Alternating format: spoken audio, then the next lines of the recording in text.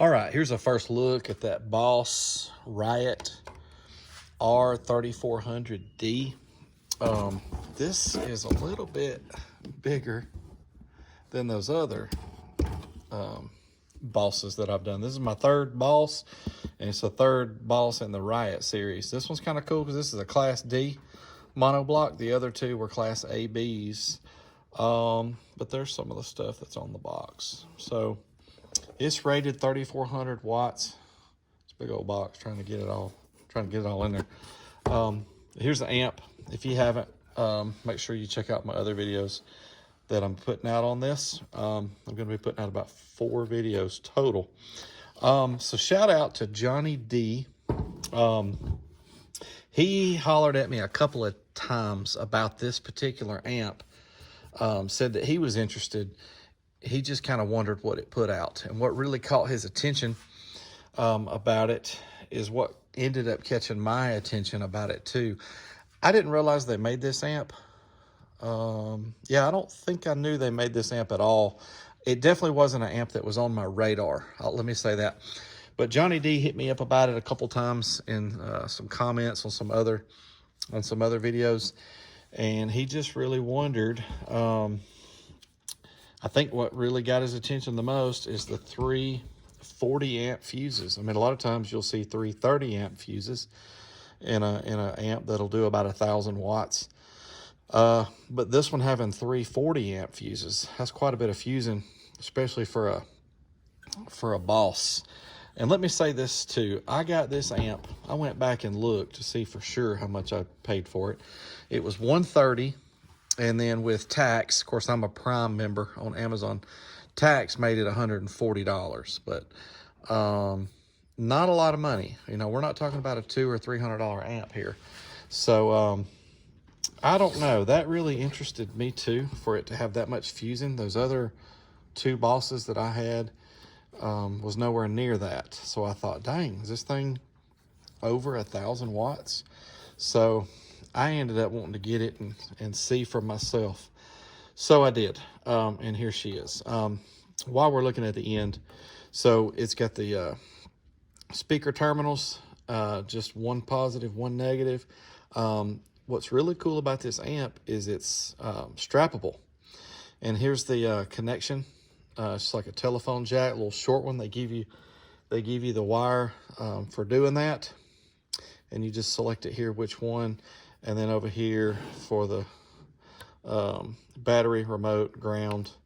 It's all the spade style, which I'm not a big fan of, but it is what it is. I will say this, they work just fine. The other end, you've got the sensitivity.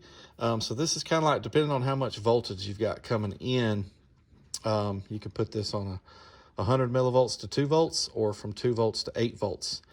And that is kind of handy to have, to be honest. And then you have your level, which is your gain. It has a subsonic filter that's adjustable from 15 hertz to 40 hertz. Your low level inputs on this side and outs on this side. You see low level in, out. So pretty cool.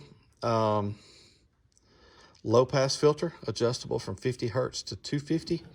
Your bass knob, input, bass boost, and phase selector. So from 180 degrees to 0 degrees. Power protect. So it's got a lot of features. I mean, it's got most things that most people want on an amp these days, other than a clip light. The amp nor bass knob has a clip light, either one of them. Real quick, I'll show you the, here's the paperwork you get, sticker. There's that connector for strapping 2 together. Plastic bass knob, same one that most Boss amps have. And then the line for the bass knob, it's a lot longer than this other one. It's a lot longer for going all the way up to the driver's seat. So it's got all the usual stuff. It's got 3 extra fuses, those 40 amp fuses, and some screws. So the typical stuff. So here's the book the amp, the box, the manual, all nothing but max power ratings. So here they also make a R3400D. So that'd be a Class D monoblock rated for 2400 watts. But here's the one we've got, the 3400D. So max power, 2 ohms, 1700 by 1. Max power at 1 ohm, 3400 by 1. It's got some other stuff there as well. All right, but that's, but if you go on their website, you will see this. I just ended up printing this out, did a screenshot of it with my phone and sent it to the printer. Thought it'd be a little easier to show you guys this way. But I thought it was kind of cool because it's got RMS ratings on their website. And so up to, that's interesting how they word that, up to 2550 RMS at 1 ohm, 1275 RMS at 2 ohms, 638 RMS at 4 ohms. I did not do the 4 ohm test at all, but I did these 2 tests. And I will say, watch my videos, but it did not do these numbers. It didn't do the max numbers.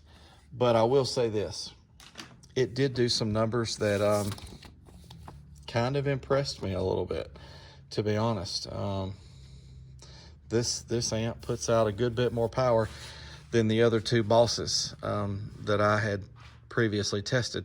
One of those was a 4-channel that put out about 300 watts, and one of those was a mono block that put out about 200 watts.